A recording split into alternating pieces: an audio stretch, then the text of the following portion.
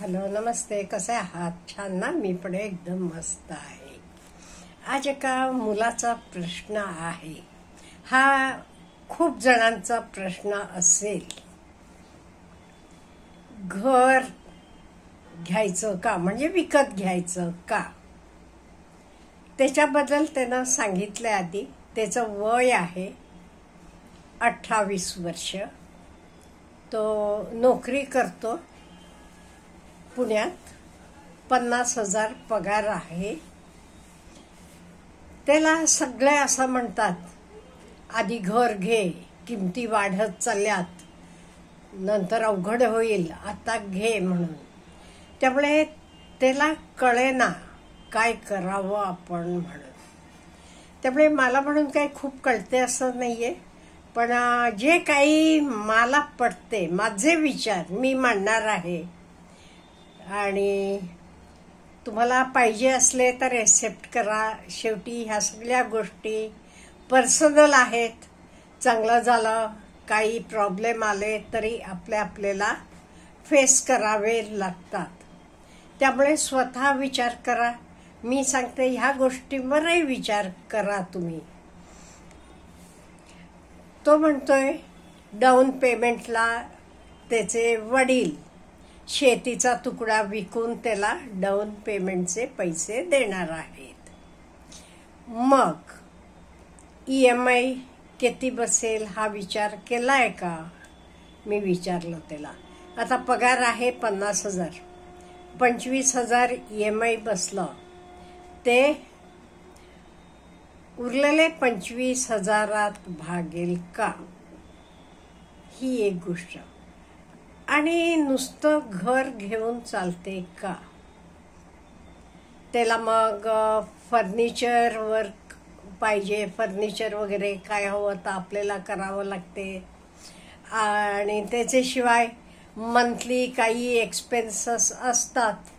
Society म्हटल्यावर maintenance असते, club membership असते का, म्हणजे हल्ली सगळ्यांना हे स्विमिंग टँक लागते, जिम लागते.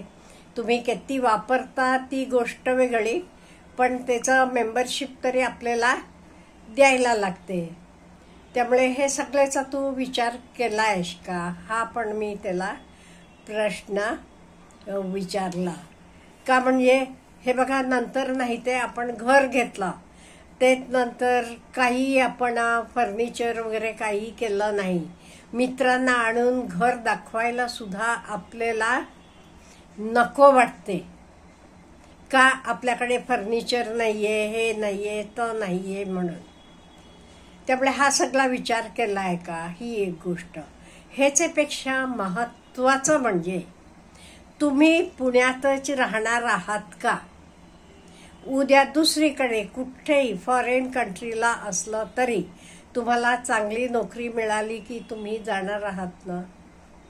का तुमचं काही असू देत, मी इथेच सेटल होणार आहे, हे आहे, हा पण विचार करा. आणि लोक म्हणतात महाग होणार आहे. नो डाऊट तुमचं पगार पण वाढणार आहे त्याच रेटनं. तुम्ही आता उरलेले पैसे साठवत गेलात की ते पण ग्रो होणार आहेत.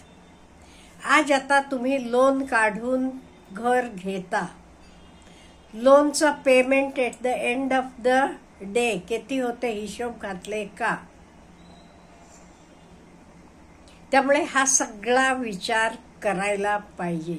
त्याच्याशिवाय आपलं ॲक्टिव्ह इन्कम काय आहे, ते ॲक्टिव्ह इन्कम मधनं एमर्जन्सी फंड काढून ठेवले का? हे बघा, सांगून येत नाही कोणालाही. कधी कोणाचा ॲक्सिडेंट होऊ शकते, आजारी पडू शकतो माणूस, काही होऊ शकते. मग ते एमर्जन्सी फंड प्रत्येकानं ठेवणं गरजेचं आहे. तर आपण ठेवले का? आणि फॅमिलीसाठी म्हणा, इन्शुरन्स, टर्म इन्शुरन्स एक पॉलिसी तरी काढली आहे का? हेल्थ इन्शुरन्स काढले का? आणि ह्याचे सगळेपेक्षा जास्त महत्त्वाचं जे मला वाटते, what I feel, is investment on yourself. नवीन काही तुम्हाला हवे असलेले कोर्सेस शिका, ऑनलाईन असू देत, ऑफलाईन असू देत. त्याला पे करावं लागलं तरी हरकत नाही. It will help you in due course. त्यामुळे स्वतःवर इन्व्हेस्टमेंट करा आणि शो ऑफ करायला जाऊ नका. कितीतरी लोक नुसतं शो ऑफला जातात. मित्राकडे अमुक गाडी आहे, मग मलाही तसली पाहिजे की. असं कुठलाही करायला जाऊ नका. आणि तुम्हाला वाटते हो माझे मित्र सगळे फ्लॅट बुक केले, मी नको का करायला. अहो मेजॉरिटी जातात म्हणजे आता बरोबर आहे असं थोडंच आहे. आणि एक तुम्ही म्हणालात तर मी सांगायला विसरले. मेन म्हणजे तुम्ही म्हणालात घर नसलं की हल्ली मुलगी देत नाहीत, लग्न होत नाहीत. अहो तुम्ही लग्नासाठी म्हणून घर करता आणि त्याचं लग्न होईलच असं गॅरंटी आहे तुमची. किंवा एकाच समजूतदार मुलगी मिळाली, ती म्हणाली आपण दोघंही मिळवून करू.